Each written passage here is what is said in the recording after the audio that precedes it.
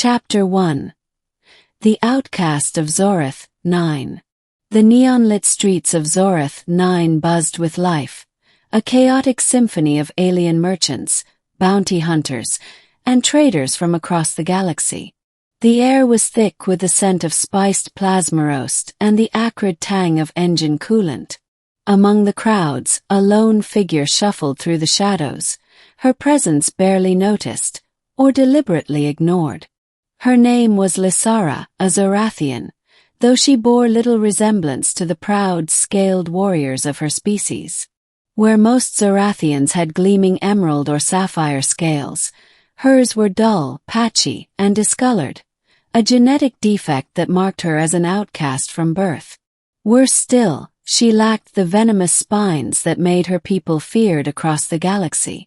To them she was dirty, weak, and worse, useless. Lysara kept her head low, clutching a stolen ration bar in her three-fingered hand. Hunger gnawed at her, but she knew better than to linger in the open. The last time she had tried to beg, a group of her own kind had beaten her until she could barely stand. That was when he appeared. Human. Tall, broad-shouldered, with warm brown skin and dark eyes that held no malice, only curiosity.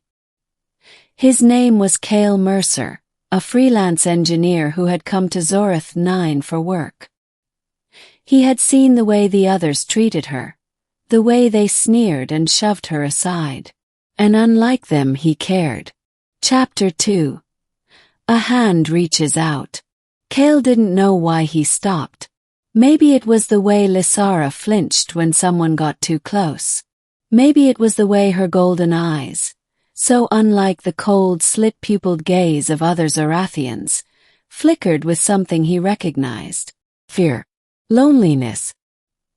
He crouched in front of her, careful not to startle her.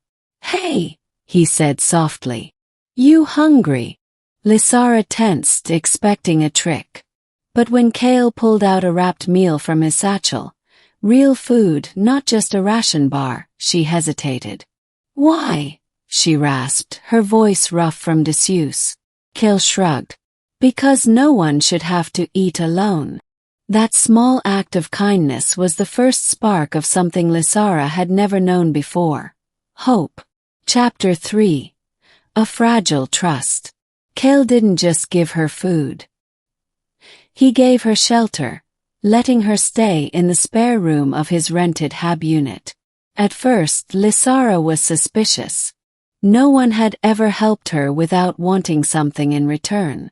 But Kael asked for nothing. Instead, he talked to her. He told her about Earth, about oceans and forests and cities that stretched beyond the horizon. In return, she shared what little she knew of Zorathian culture, though her knowledge was limited, given how her people had shunned her. Days turned into weeks. Lysara began to relax, even smiling at Kael's terrible jokes. But beneath the growing warmth between them, a shadow loomed. Chapter 4.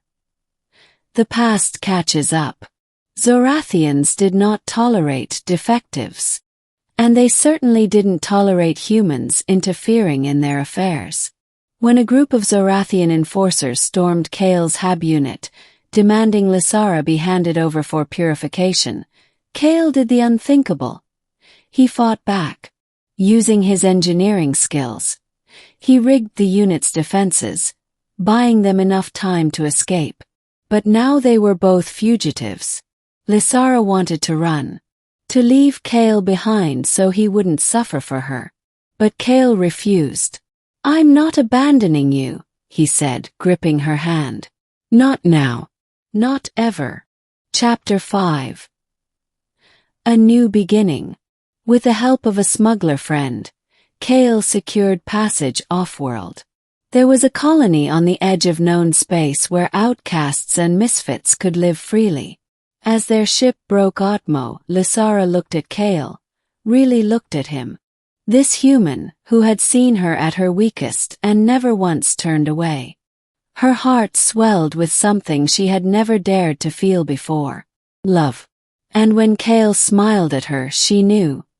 He felt it too. Epilogue. A home among the stars. On that distant colony, Lysara no longer had to hide. With Kael by her side, she learned what it meant to be wanted, to be loved. And for the first time in her life, she was not an outcast. She was home. The colony on New Haven 3 was nothing like the neon-drenched slums of Zoreth 9. Here the air was clean, the sky a soft lavender hue, and the people, outcasts from 100 different worlds, moved without fear.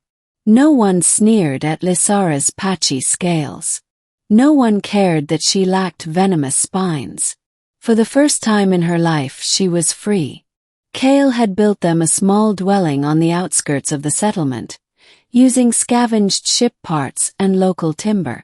It wasn't much, just a rounded pod with a reinforced door and a window that looked out over the rolling hills, but to Lysara it was everything. One evening, as the twin moons cast silver light across the valley, she stood outside, watching the distant glow of the colony's lights. Kael stepped up beside her, handing her a steaming cup of Terran tea, something she'd grown to love. "You okay?" he asked, his voice warm with that familiar concern. Lysara took the cup, her fingers brushing against his. She didn't flinch anymore at his touch. Instead, she leaned into it, her scales tingling where their skin met. "I was just thinking," she murmured, "about how different things are now." Kael smiled, his dark eyes reflecting the moonlight. "Good different." She let out a soft laugh, a sound that still surprised her sometimes. "The best kind." A comfortable silence settled between them, filled only by the hum of nocturnal insects and the distant murmur of the colony. Then, hesitantly, Lysara turned to face him fully. "Kael," she said, her voice steady despite the way her heart pounded. I need to tell you something."